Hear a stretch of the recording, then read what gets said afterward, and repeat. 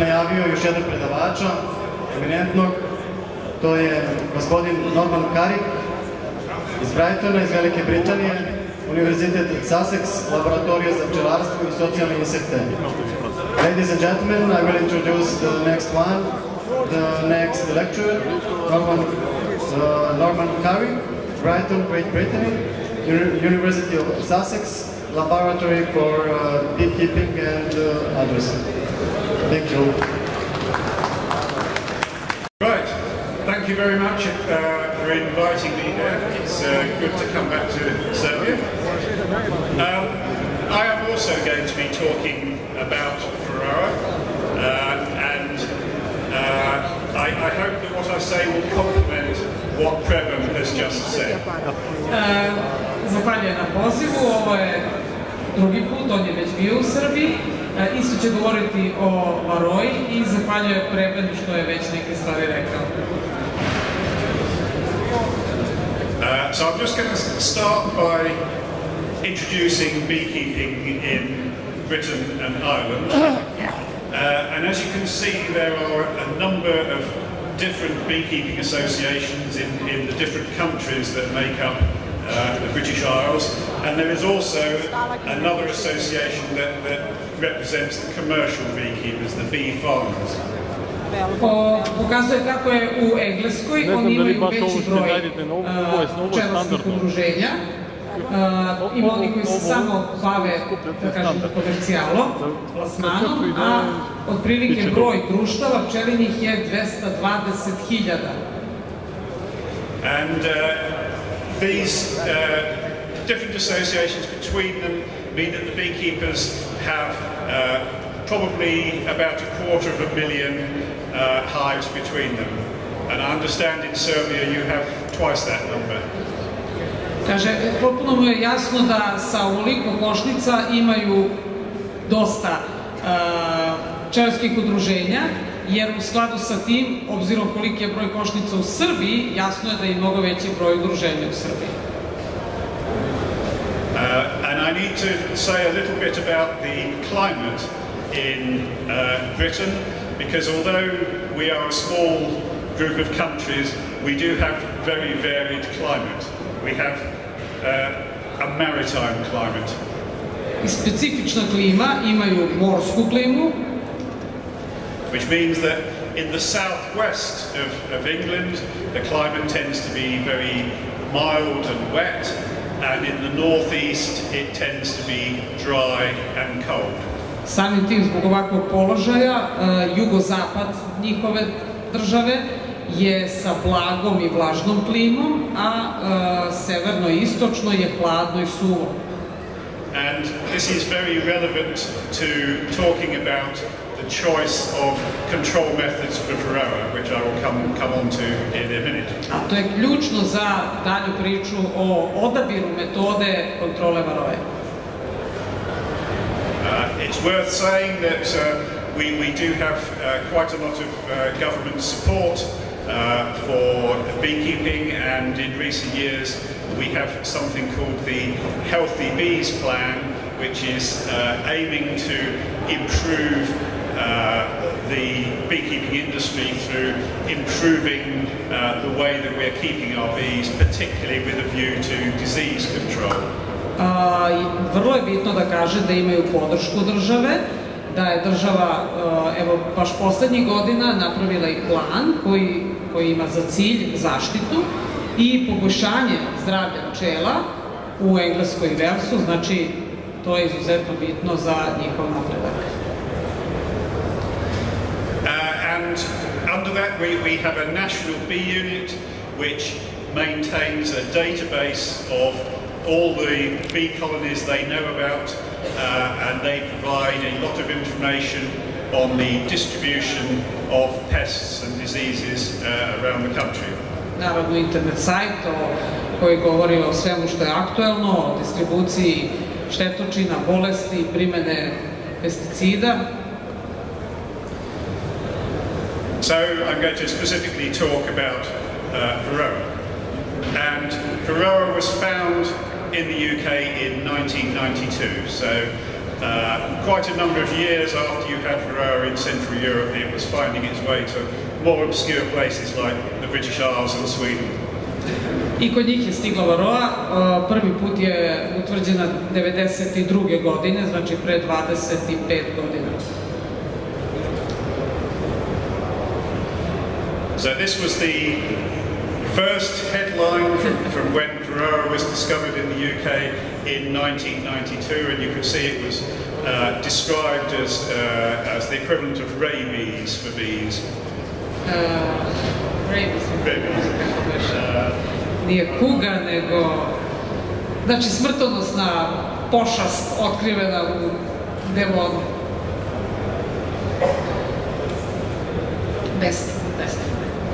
And these were several reports in the beekeeping press at the time, and as in Sweden, originally the intention was to have a line or areas of the country which would be kept Varroa free, but this only lasted a very short time. It didn't work. Obviously the mites could not read the instructions from the ministry and it spread around the country. Slično kao u Švedskoj, kad je utvrđeno u određenim regionima da ima Varroe, pokušali su da ostale regione očuvaju bez Varroe, ali Varroe nisu marile za ministarstvo i njihove preporuke, tako da su se vrlo brzo proširile Varroe svuda. And very rapidly there was concern that so many beehives would be lost that there would be a risk to pollination of fruit crops, which are very important in parts of Britain. Vrlo brzo je postalo jasno da zbog Varroe će biti problema ne samo u pčelarstvu kao grani, nego i za polinaciju, odnosno oprašivanje i prinos voća i povrća. And I want to just talk about a little bit of research that I was involved in when Varroa was first found in the UK, trying to understand exactly how Varroa harms colonies. Govorit ću o istraživanjima koje su počeli još na samom početku, radi utvrđivanja uzroka na koji sve način Varroa šteti pčelama. And at the time I was working at a place called Rothamsted Experimental Station, which has a long history of bee research going back to the early 20th century. And I was working with a lady called Brenda Ball, a bee pathologist, who was the first person to look at the association between Varroa and viruses. Na početku je radio u ovoj navedenoj instituciji sa čuvenom Brendom Ball, koja je prva utvrdila vezu između Varroa i virusa. Inače, ko ne zna, ona je glavnu knjigu napisala o bolestima pčela. Because I know Brenda Ball just said a few words.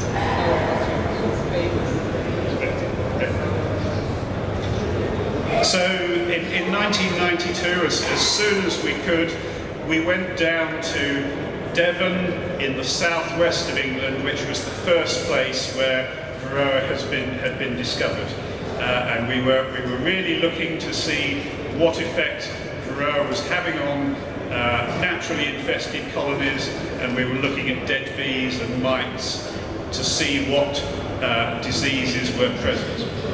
Znači, baš na samom početku, kad je prvi put utvrđena Varroa u Engleskoj, on je lično sa Brendom Ball išao na jugozapad Engleske, gde je utvrđeno prisustvo i bukvalno su gledali sve posledice prisustva Varroe, šta se dešava sa društvom, šta se dešava sa pčelama, brojali mrtve pčele, mrtve Varroe, živo Varroe.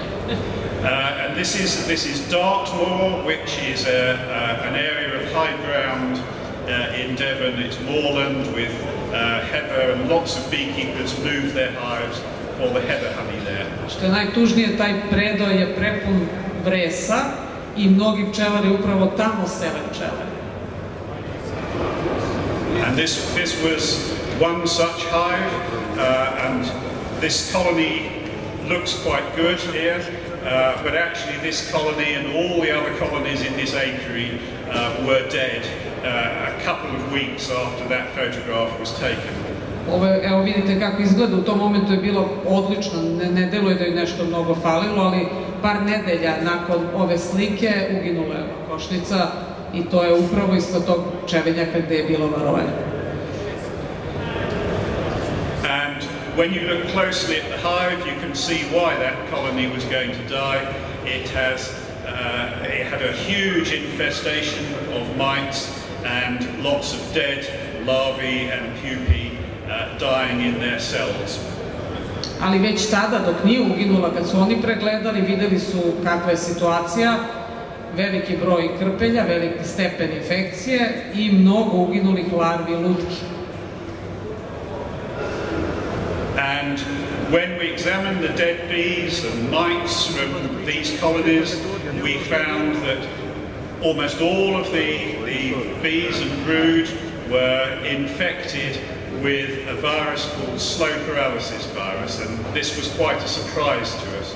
Analize su po prvi put, znači je to tada utvrđeno, sve pčele su imale i larve, sve su imale virus spore paralize, što je bilo iznenađenje. And this was a virus which had been known about for some years and had been isolated in the laboratory, but had never previously been found to actually harm bees in the field. Znači, tada je prvi put izolovan, ali nije se znalo da on ima ikakve loše efekte po pčele same u košnici.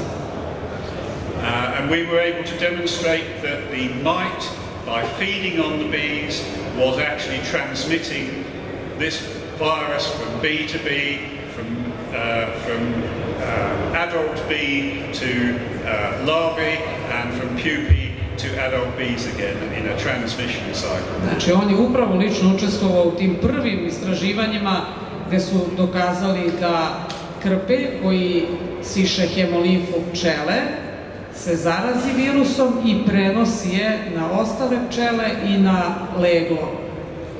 But we only found this particular virus, which is very rapidly fatal to bees, in colonies that had very high, very large numbers of mites in them. Ali su to utvrdili samo kod onih društava koje su bile baš puno infestirane sa velikim stepenom infestacije krpeljom.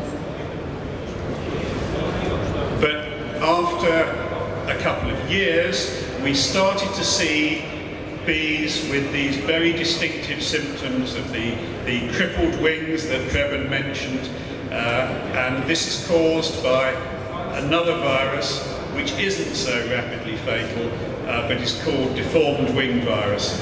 And if you look in books about Varroa, this symptom is described from everywhere in the world where Varroa has been found.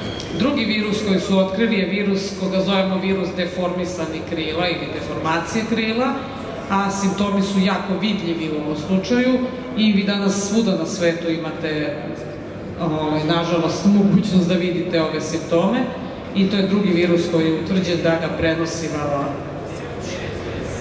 And I'm just including one diagram here, which was the result of several years' work, and it really explains why Varroa is damaging to colonies. Sad tačno objasniti zašto Varroa šteti pčelinjem društvu. So each of these lines svaka od linija represents a single colony of bees which we monitored for mites and viruses for more than 1 year. Svaka linija predstavlja po jednu košnicu koju su pratili u dužem periodu, duže od 1 godine. And we can divide these colonies into the ones that collapsed, the ones that died, the red ones, and the ones that survived on the left. Dve glavne grupe su ova crvena grupa gde su sva društva uginula, a zelene i žute su opstale. And we can divide them into the colonies that had a virus present and the colonies that didn't have a virus present. Ove preživele, žute i zelene, se dele na zelene koje su preživele, a imale su virus, a žute su preživele, a nisu imale virus. So, in our yellow group there, we have the colonies where we found no virus and they had mites, but they survived. Znači, žute su imale varoe, ali nisu imale viruse i preživele su, a zelene su imale i varou i viruse i one su uglavnom uginule. Odnosno, mali broj preživele. And this colony here goes off the top of the scale. That colony had 24,000 mites in it, and it did not die. 24,000 krpelja, ova koja je imala najviše krpelja, najvišlja žuta linija, je društvo koje je imalo najviše krpelja, a preživelo je, ali nije imalo virusa. And along the bottom here, these little letters represent the viruses that we found. Mainly deformed wing virus, but also slow paralysis virus and a few others. Znači, dole mala slova, C, D, S pokazuju koje viruse su imala društva. Uglavnom virus deformisanih krila i spore paralize i po još neki gde je bilo treći. Ali uglavnom su po 2 ili 1. And you can see there is the green group of colonies which had virus but a small number of mites and they survived. Ove zelene koje su preživele imale su malo krpelja, znači jako su niske ove zelene linije, pokazuju malo krpelja, ali su imale virus. And then you have the red group of colonies and they had virus and they had mites and they all died. And you can see from the graph that if you have more than about 2,000 mites and you have virus, your colony will die. Najveći broj, nažalost, je bio onih društava koje su imale i krpelje i viruse, što pokazuje da je to siguran put u uginuće. And the bad news is that those yellow colonies with no virus only occurred in the first few years after Varroa appeared. Nažalost, ove žute koje su imale varou, ali nisu imale viruse, detektovane, postojale su samo prve 2 godine. Takve koje su imale varou bez virusa i koje su u principu opstajale i sa puno krpelja. And we found within 2 years of Varroa arriving in Britain that all the colonies we tested had deformed wing virus present in them. Nakon te prve 2 godine, već od sledeće, sva društva koje su imala krpelje imala su i virus, makar virus deformisanih krila, obavezno, a može i drugi. So we really now have to assume that all colonies will have deformed wing virus present, and if you allow more than, say, 2,000 mites in your colony, it will die. Znači, možemo da rezimiramo da ako ima krpelje, imaće virus deformisanih krila i da će otprilike za 2 godine da ugine. So therefore our Varroa control strategy must aim to ensure that mite populations never reach the kind of levels where your colonies are going to die. Da, i rekao je malo pre, sam zaboravila, ako ima društvo 2000 krpelja, to je neka granična vrednost od koje možete da budete sigurni da će da ugine. And this doesn't just apply to Britain. This is a paper written by a colleague of mine, Stephen Martin, who went to Hawaii in the Pacific Ocean, another place where Varroa occurred for the first time, and he then had the advantage of more advanced analytical techniques than we have, and he confirmed that deformed wing virus became very important within a short time of Varroa arriving. Sličnu situaciju ima njegov kolega na nekim havajskim pčelama, gde se takođe desilo da vrlo brzo nakon dolaska varoe se pojave i virusi, pogotovo virus deformisanih krila. So my question is, why is Varroa still a problem in the UK? Because You know, it was found in 1992 and we have lots of experience. Why are we having this meeting today, talking about Varroa 40 years after it was found in Central Europe? Zašto je Varroa i dalje problem u Engleskoj? Kad znamo kada se pojavila i koliko već godina iskustva imamo u borbi s njom. Is it because beekeepers are ignorant and they don't know about Varroa?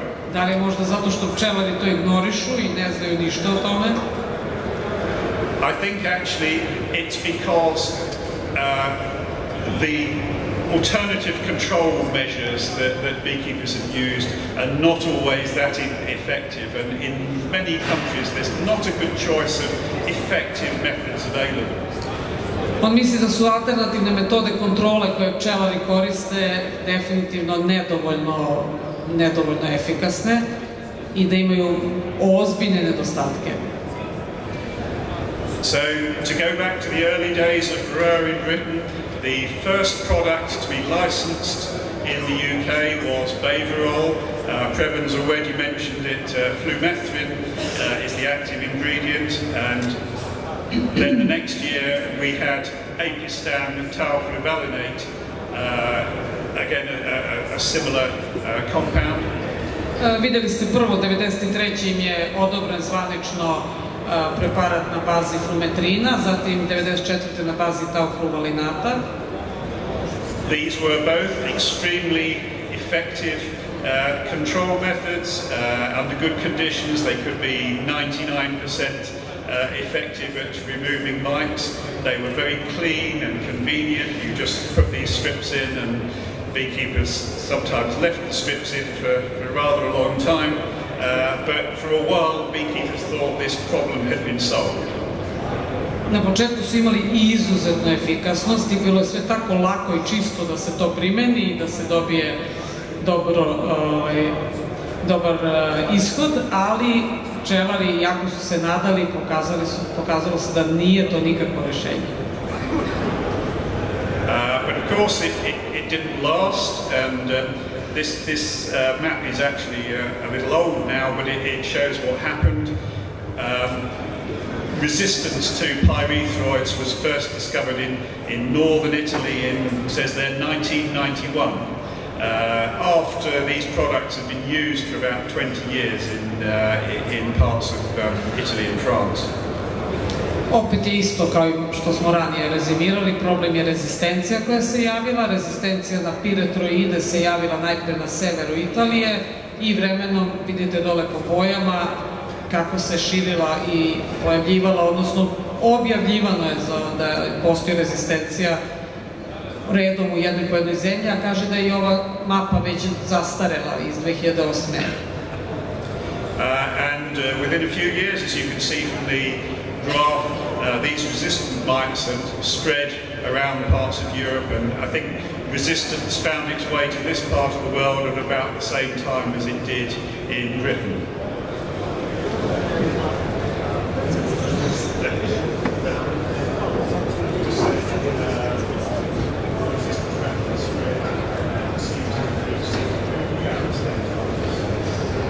Ništa, samo oko širenja rezistencije, da se to definitivno dešava uvek, to nije nikakav sad fenomen koji ne znate. And so, I think most of Britain has mites that are resistant to the synthetic pyrethroids.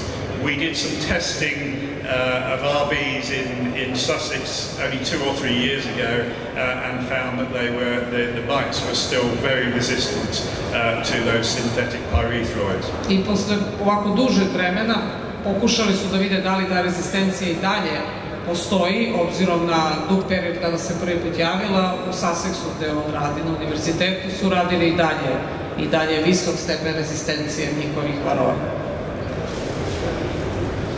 So, I said beekeepers don't have a very good choice of Varroa control methods, but in fact, a few days ago I thought I would check, and this is a list of all the products that are available, that are licensed in the UK, and I'm sure it's not an exhaustive list. I think other things are also used.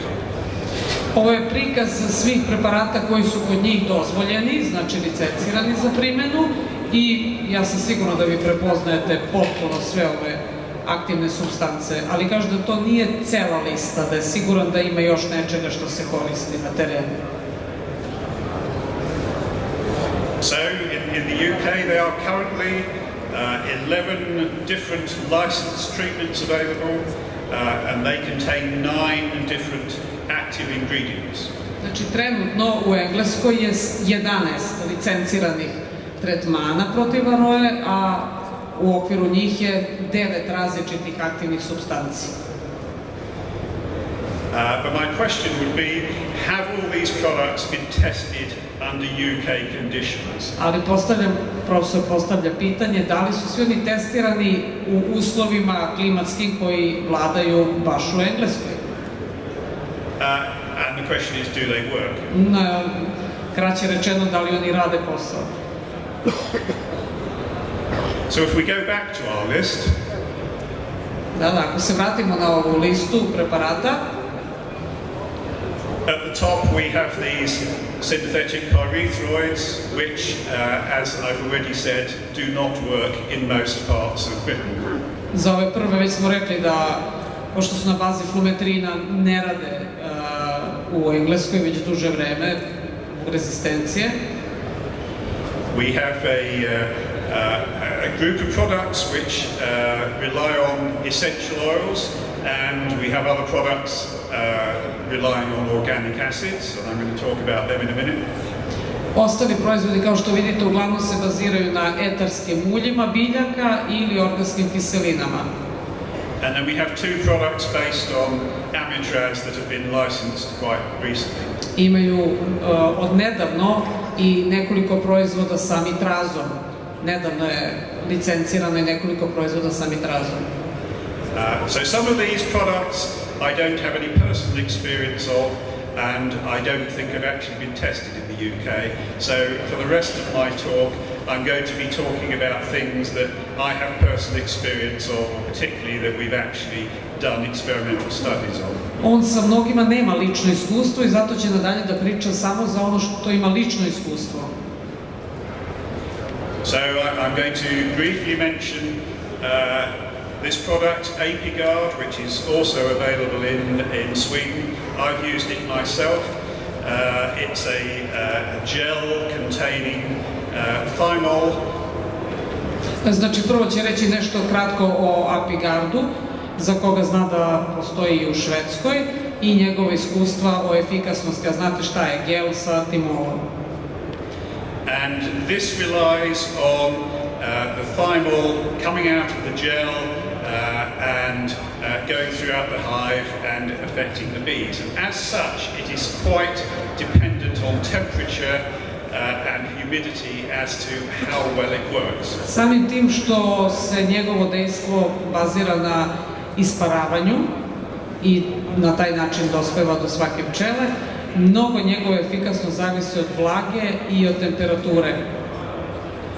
And in my experience, if you use it when the temperatures are too high, the bees really do not like it, and I have had bees abscond with this product where they just leave the hive and fly off.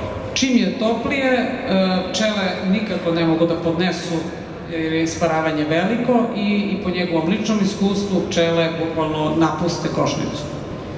Alternatively, if the temperature is too cold, it really doesn't spread throughout the hive and it has very little effect. Opet, ako je suviše hladno, onda ne isparava dovoljno i nikakvu posebnu efikasnost ne može da ispolji. And this is another product which also been around for a while, and I've also used it myself. This it has thymol in it, but it also has eucalyptus and a number of other essential oils in it. But it suffers from similar problems. Slični problemi su i sa ovim preparatom Apilife 2. So to come back to our map of the climate, this is why I showed it. Those products work well for me in southern England, but they don't work throughout the country. Vraćamo se na značaj koliko klima utiče na efikasnost preparata i ako za njega, na primjer, na jugu neki preparat funkcioniše, to ne znači da će za nekog drugog pčelara isto biti u drugim klimatskim uslovima. And particularly in the north of England, many beekeepers move their hives to the heather to get heather honey in the late summer.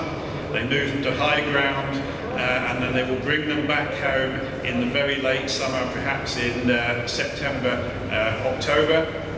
Mnogi pčelari, baš puno njih sa severnih krajeva, sele pčele tamo gde ima puno vresa, znači na neki jugozapadni deo.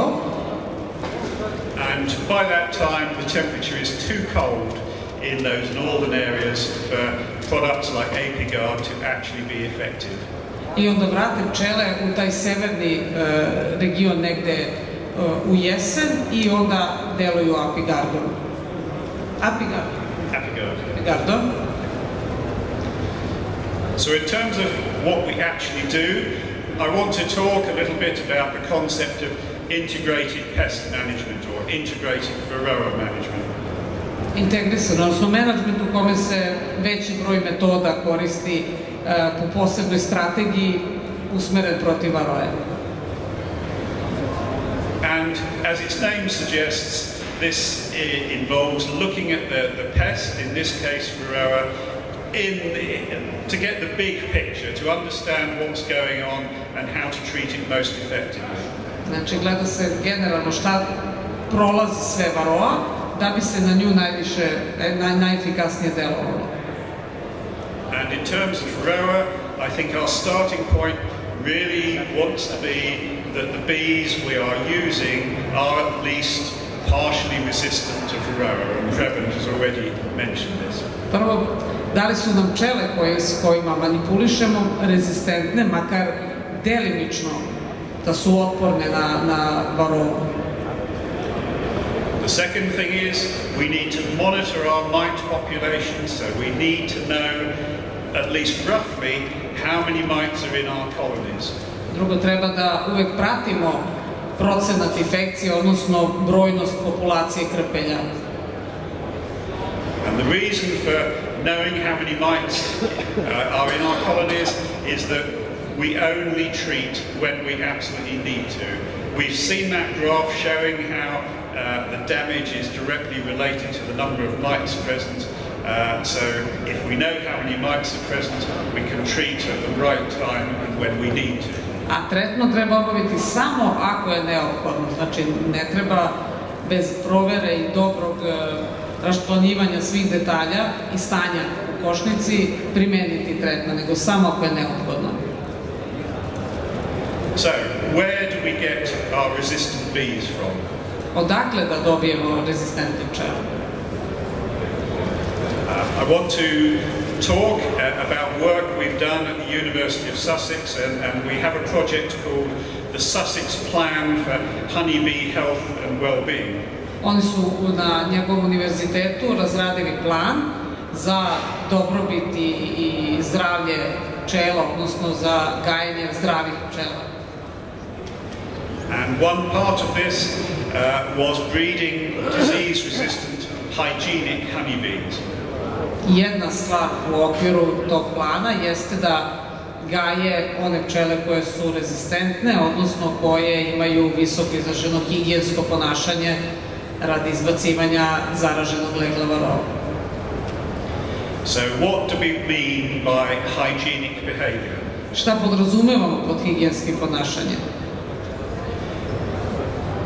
So hygienic behavior is not a new idea. It's been known about since the 1930s and well studied in the 1960s. Nije to nešto novo, to je opšte poznata stvar već jako dugo i dosta definisana već 60. godina prošlog veka. And the origin of hygienic behavior came from work by a scientist in the United States called Walter Rothenbuehler. Rothenbuehler, znači naučno istraživanje tog ponašanja je započeto od jednog stranog naučnika u Americi. Rothenbuehler. And Rothenbuehler knew a commercial beekeeper who used to sell second-hand beekeeping equipment. On je inače bio prodavac polovne pčelarske opreme.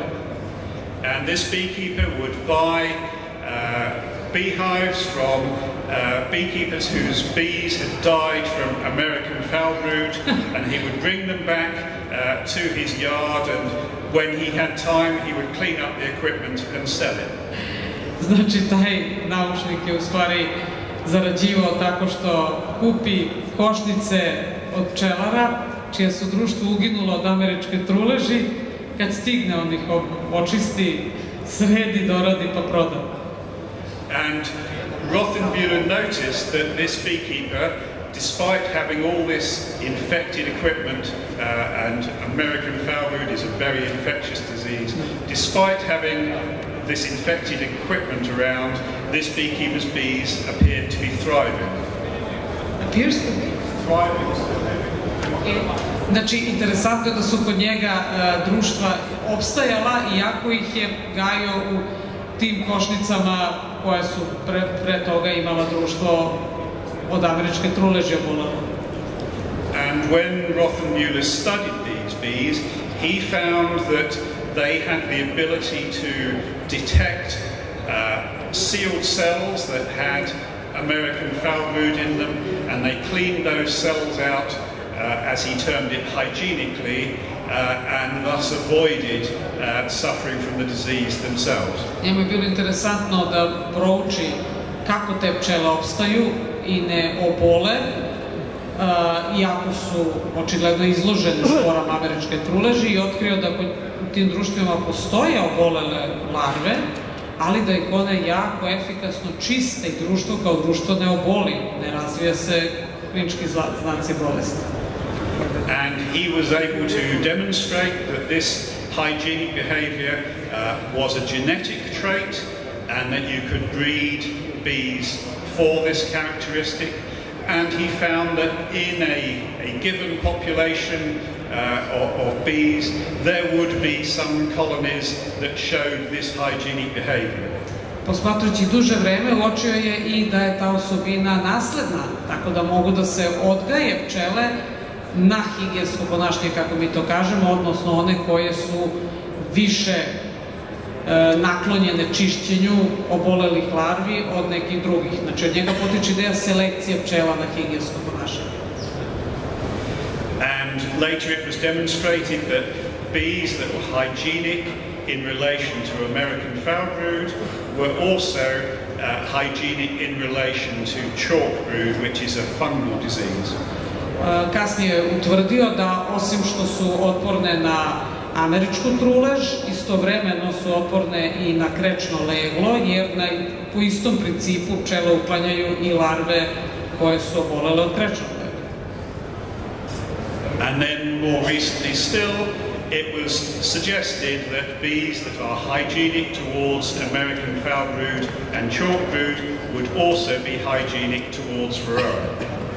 I treće, otporne su i na Varroa, jer izbacuju ovako infestirane larve, a takođe i lutke sa velikim brojem Varroa.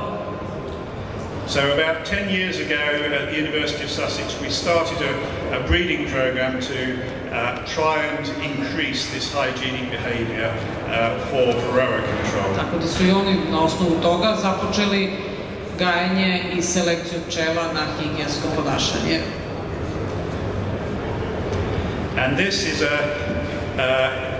are hygienic bees in an observation hive performing hygienic behavior.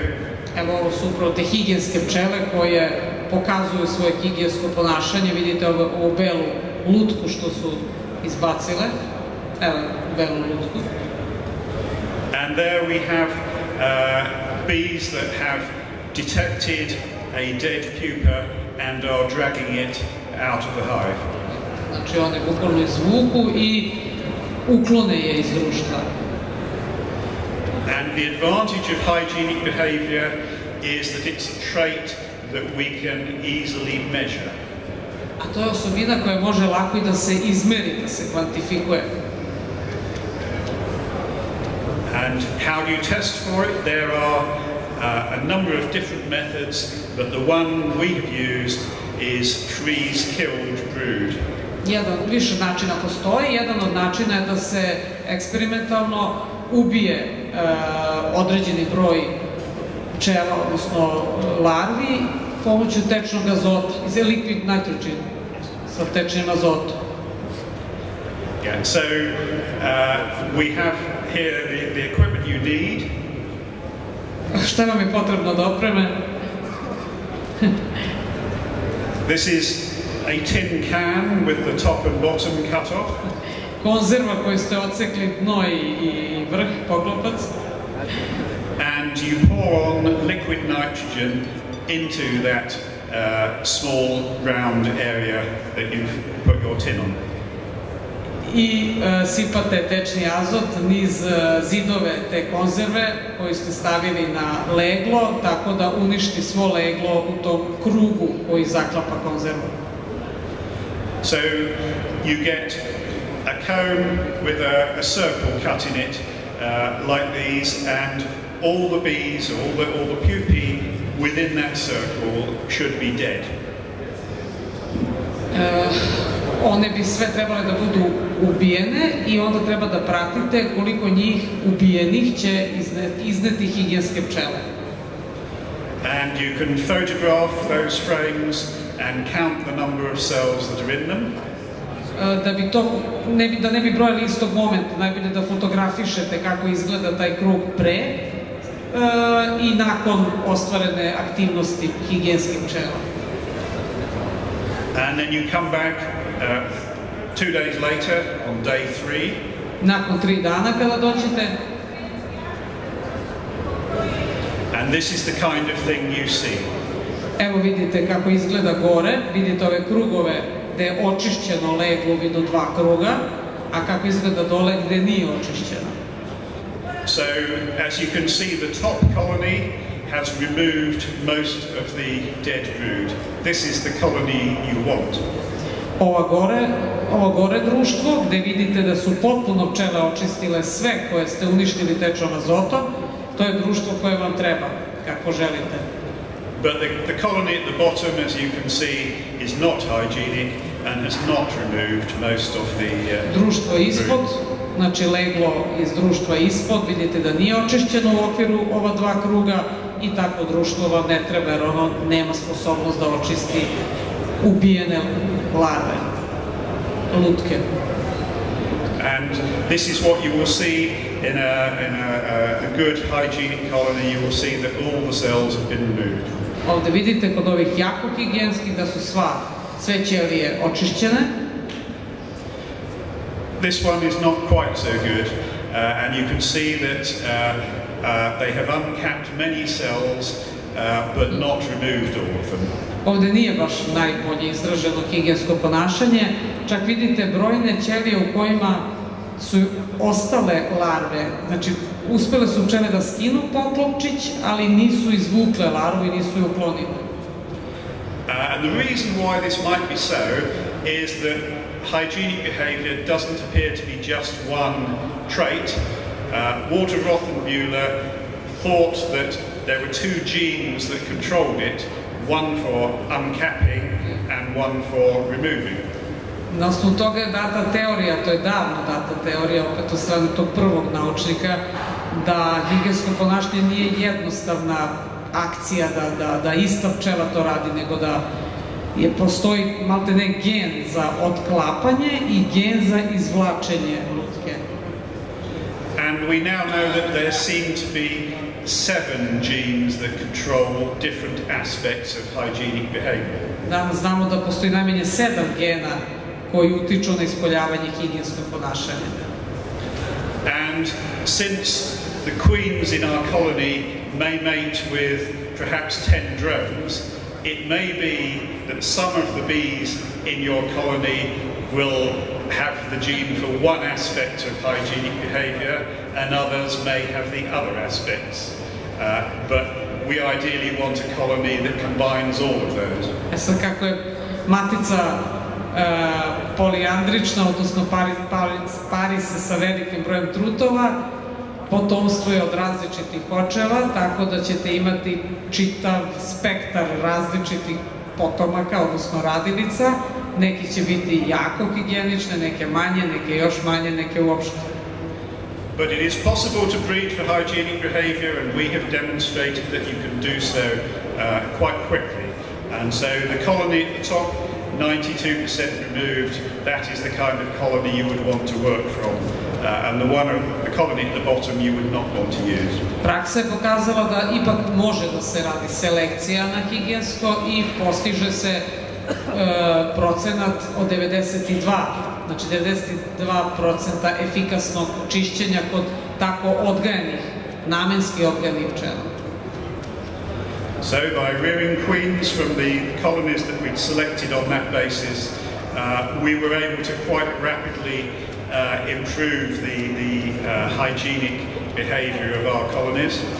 I u prilično kratkom vremenskom roku su uspeli da dobiju te visoko higijenske pčele, da obave selekciju za relativno kratko vreme. And so we were able to build up our numbers quite quickly and demonstrate to our own satisfaction that we had hygienic bees. I vrlo brzo su pokazali da to mogu i bili su zadovoljni. And subsequently, what we've done is we've organised lots of workshops for beekeepers to come and see the techniques we're using and to try and encourage local breeding groups around the country to adopt the techniques that we've been using. Kao što vidite, edukovali su ostale pčelare koji su bili zainteresovani, držeći kurseve i objašnjavajući tako konkretno kako se radi ta analiza procena higijenskog, da bi oni mogli da primene metodu selekcije. We really do believe that these techniques are things that local beekeeping groups could get together and do.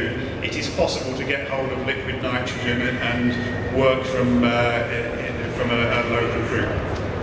Smatram da to jeste, oni veruju zaista da je to pravo rešenje i da nije nikakav problem da se sama udruženja organizuju, da nabave tečni azot, da procene svaki put i da na taj način odgaje pčele koje su sa visokim higijenskim ponašanjem, da je to rešenje. And we've reported what we've done in various ways. This is a book that IBRA published a few years ago, and there is a chapter in this book that explains exactly what we were doing at the University of Sussex.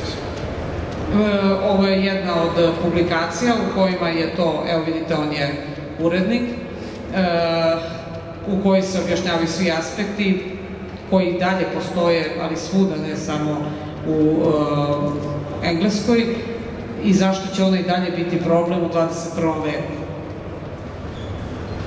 But an important question, of course, in all this is, does it actually work? I dalje postoji debata o tome da li to zaista funkcioniše tako, da li je efikasnost tolika. And this was a paper that some of my colleagues produced a few years ago, which demonstrates that our hygienic bees actually have a smaller number of mites present, and not only that, they also have a lower incidence of deformed wing virus.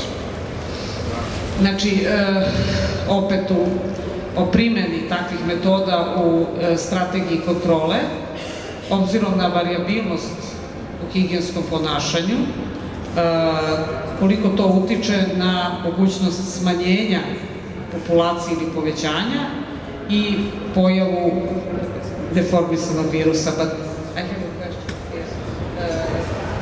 Did you mention that radiation is actually No, for the... Okay, because it was important for me.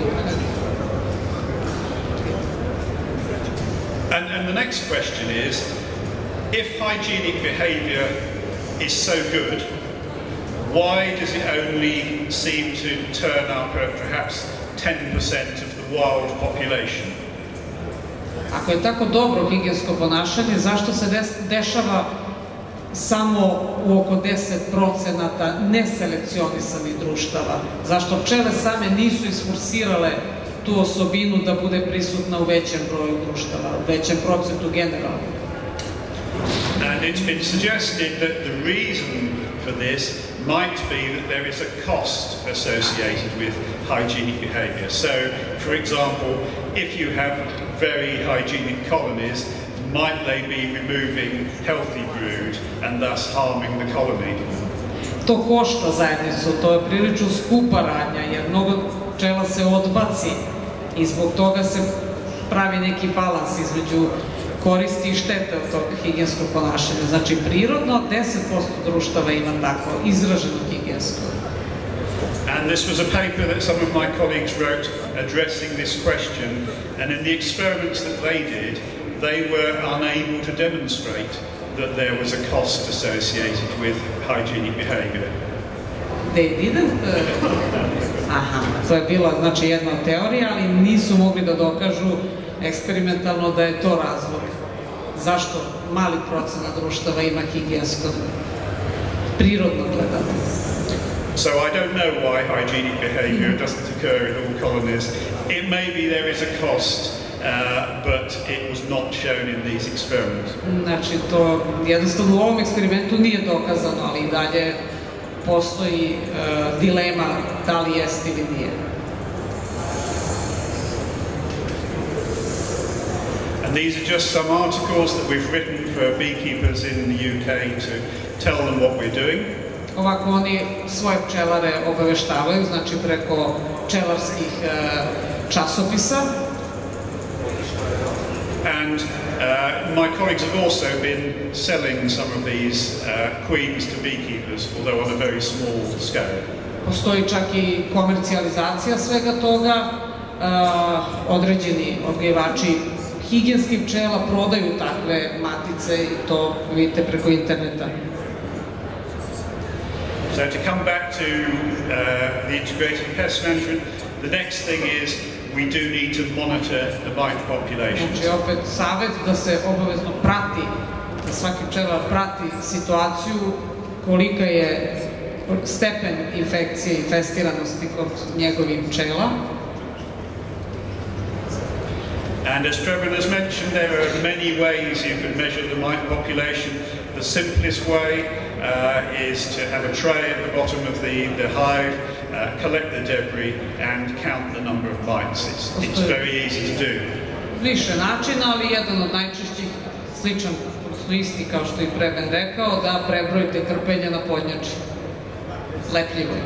But this technique works very well in the height of summer and in the depth of winter, and you get a very consistent relationship between the number of mites you find on the floor and the number of mites in the colony. Ali to je baš pouzdano u određenim periodima, u kasno leto i u sred zime.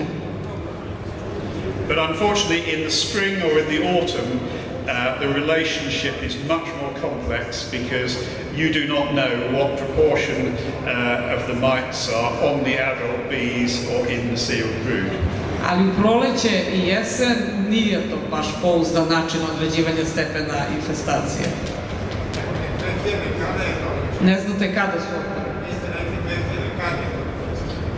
Sorry?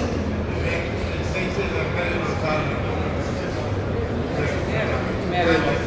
Aha, that threshold of 2,000 mites.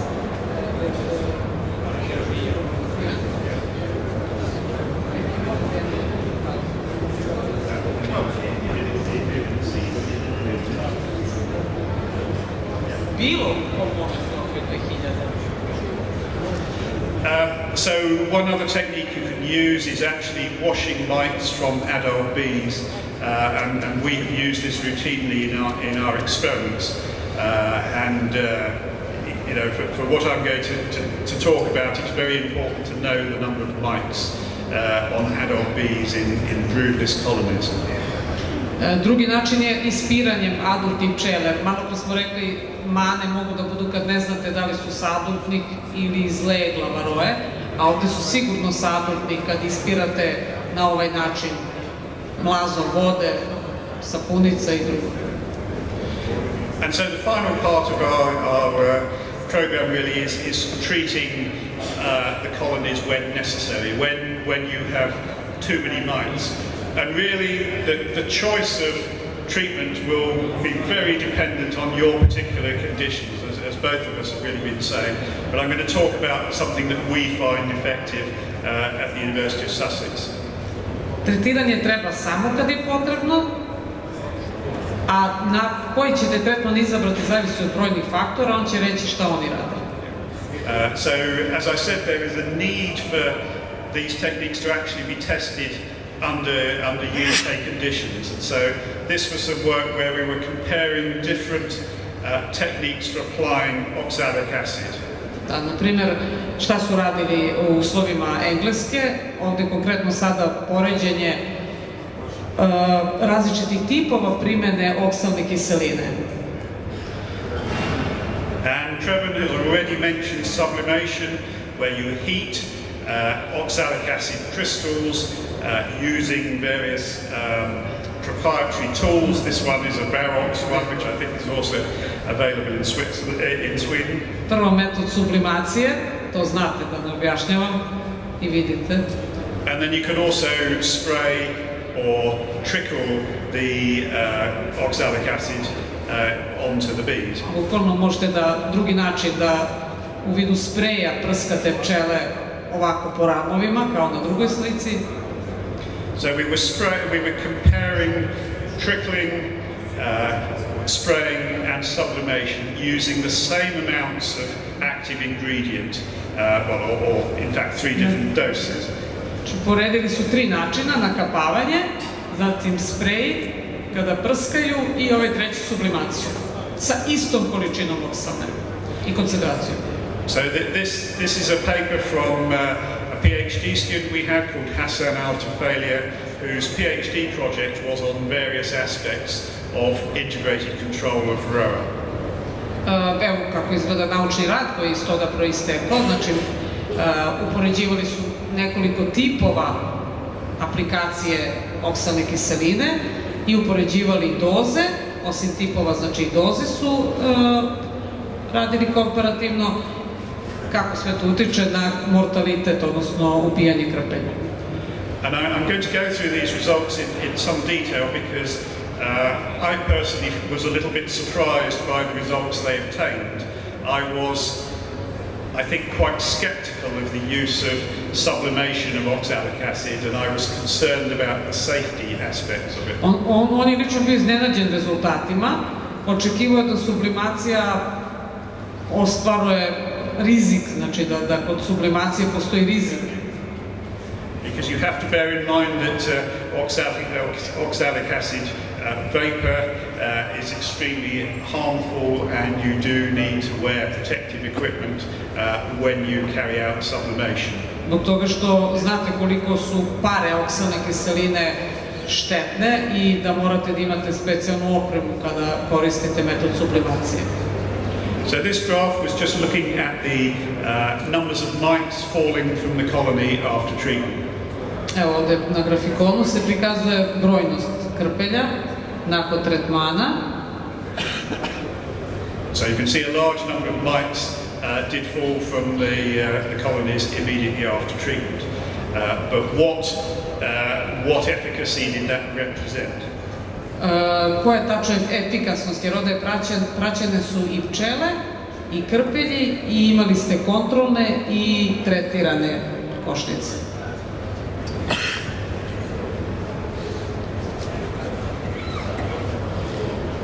So this graph represents the mortality of the Varroa as the number of mites on bees before and after the treatment.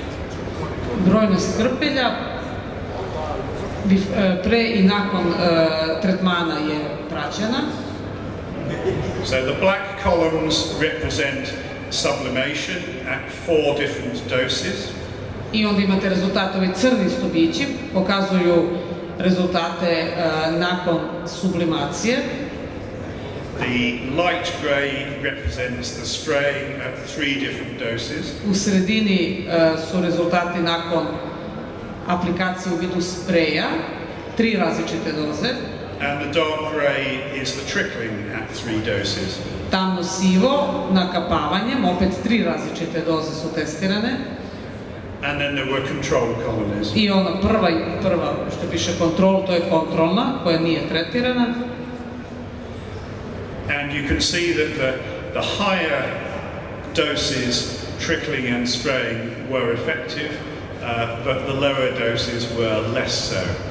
U suštini najveće doze su bile efikasne, a manje doze ne možemo da kažemo da su bile efikasne. But you can see that all 4 application rates of sublimation were effective at controlling Varroa. Ovo što sam malo pre rekla je važilo za nakapavanje i sprej, ali kad je u pitanju sublimacija, sve 4 doze su bile efikasne. And you can see again the sublimation appears to be the most effective. What is the difference between this? This one was minus. Okay.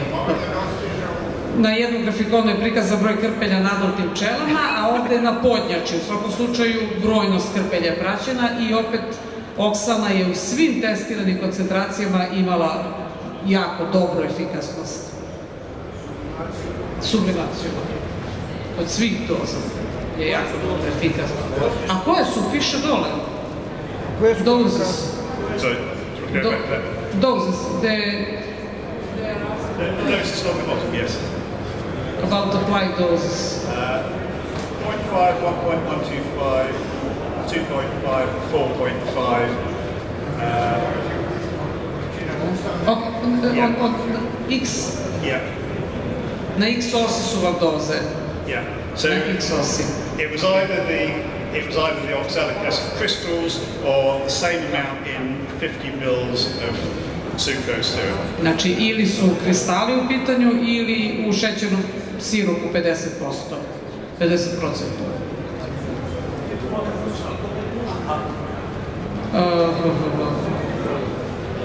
How much? It does say the paper.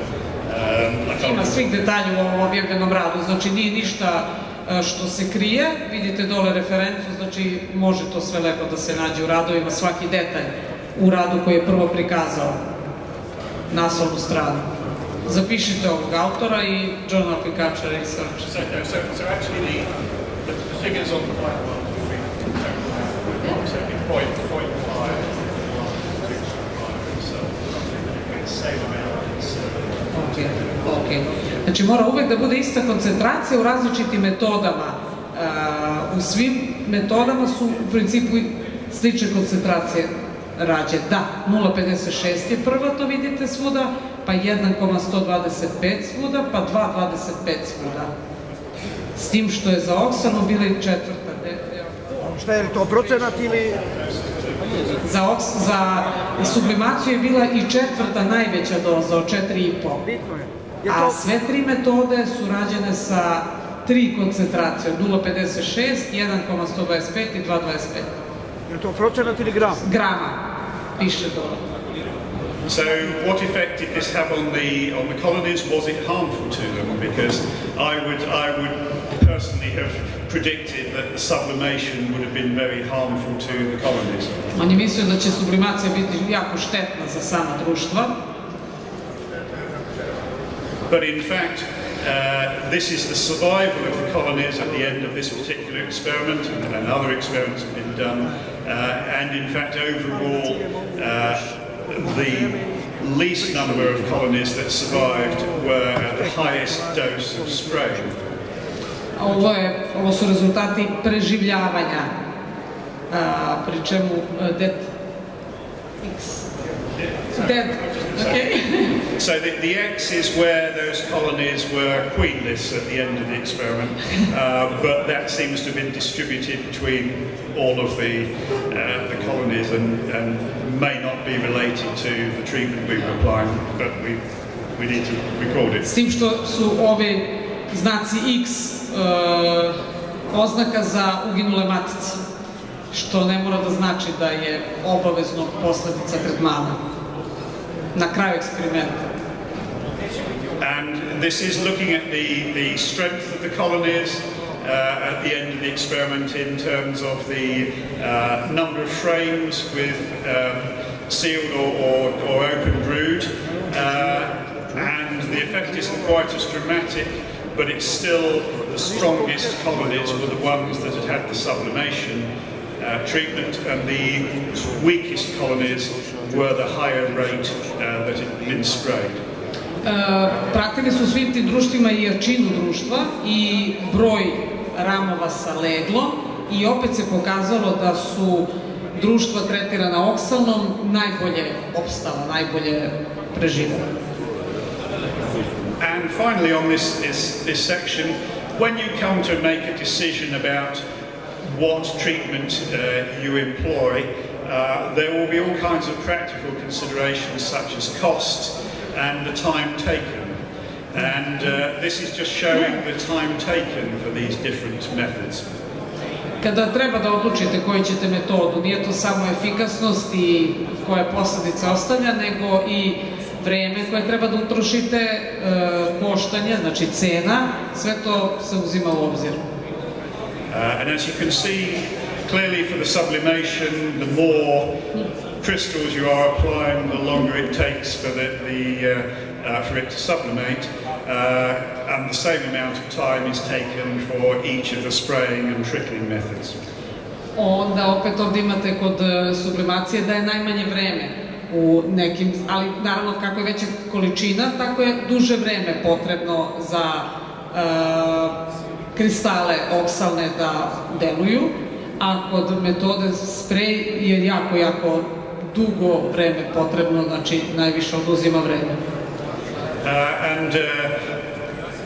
Again, to my surprise, my colleagues found that once they had the equipment for sublimation and were effective at using it, they found it was extremely quick and quicker than the spraying method. Daleko, znači kraće vreme potrebno za sublimaciju nego što mu je bilo potrebno za druge, sprovođenje drugih metoda.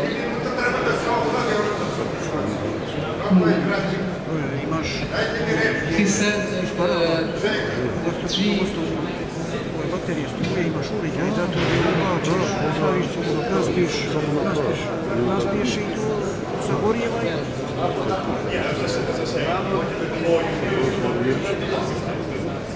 Dobro, nije rekao da je kraće, uporedio sa drugim.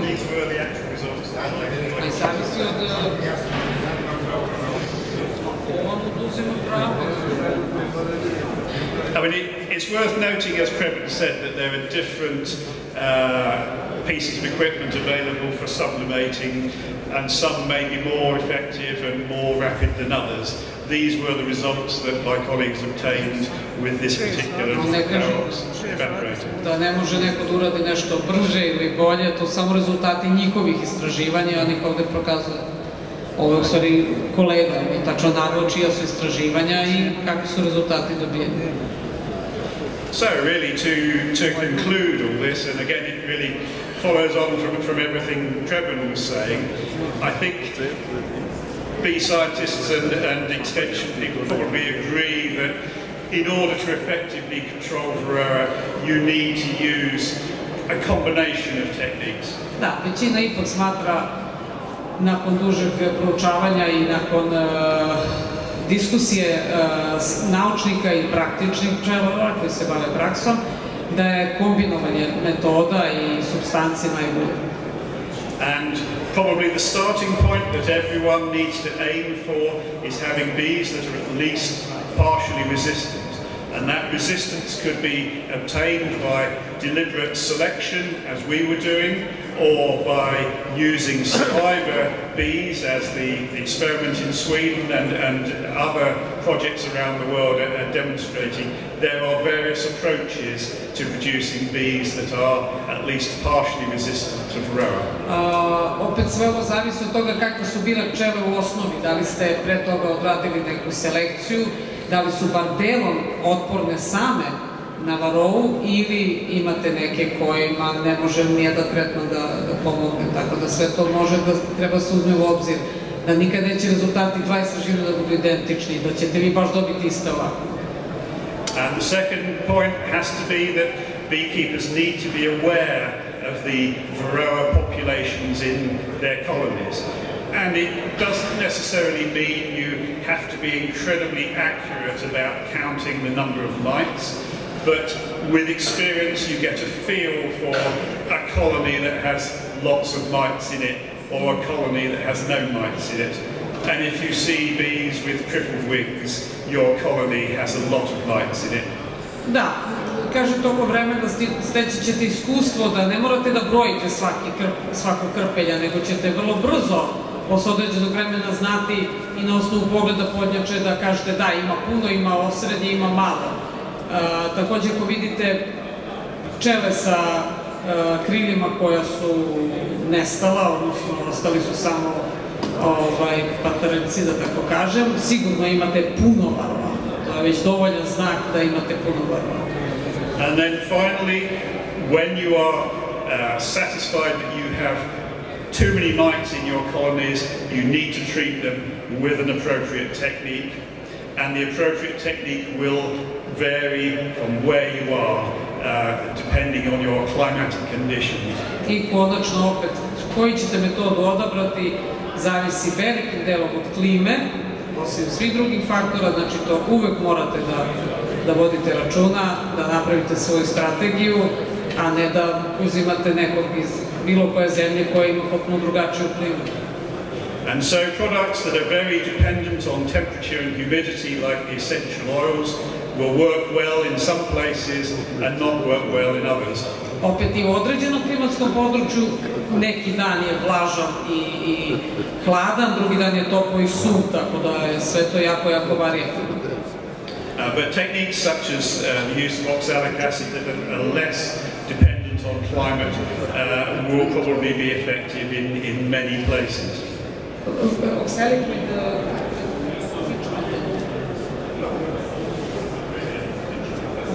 Sa oksalom kaže da najmanje utiče klima.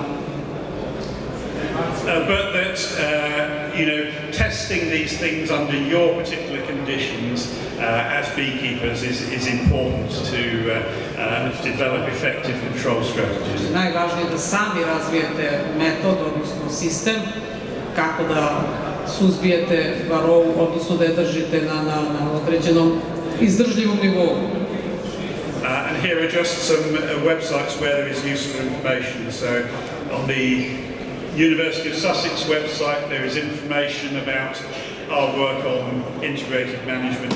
On the IBRA website you can find papers, and COLOS is an organisation that both Trevor and I are involved in, which is studying the effects of many factors on loss of colonies.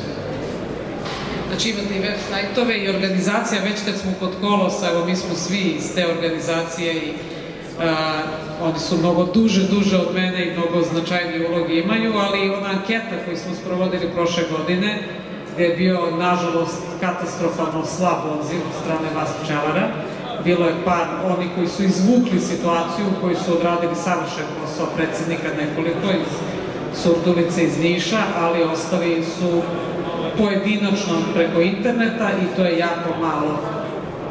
Tako da, to je jedan od načina kako da dobijemo od vas informacije. I just said a few words about Colos and about the questionnaire, because last year it was really bad answer from beekeepers, so just to remind them, because we should start in a few days when I get a new questionnaire. Yes, these Colos questionnaires that have been used in 20-something countries around Europe have now built up a large database of information about colony losses, and it's important that each country carries on monitoring, and then we will understand better the variation between years and between countries in the loss rates that are occurring. And especially for each country. Zašto je bitno da svaku u svojoj zemlji to sprovede? Zato što mi ne možemo na osnovu rezultata u drugoj zemlji da donesemo zaključke i neke korake da preduzmemo, nego na osnovu rezultata kod nas. Tako da mi koji to sprovodimo nemamo ništa od toga osim onoga da se vama bolje to sve približi, da bude prilagođeno vašoj situaciji, a ne da čitamo šta drugi rade u njihovim uslovima, s njihovim iskustvom, sa njihovim pčelama, krajnjim i njihovim varoa. Jer mi imamo varoe koji su drugačiji od vrsta. Imamo mnogo više autohtonih varoa nego onih sa kojima se bori svet. Tako da je najbitnije vaše informacije da imamo. Okay, I'll endeavour to answer any questions if you have any.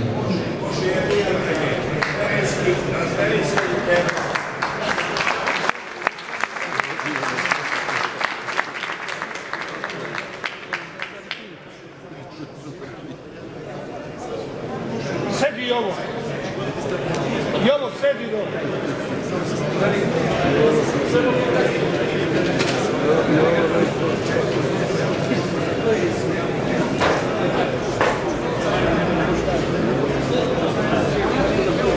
Hello? Hello? Hello? Kevin, mind we are served. Yes. We are most people in the world. Yes. Excuse me, sir. Could you repeat, please, the slide?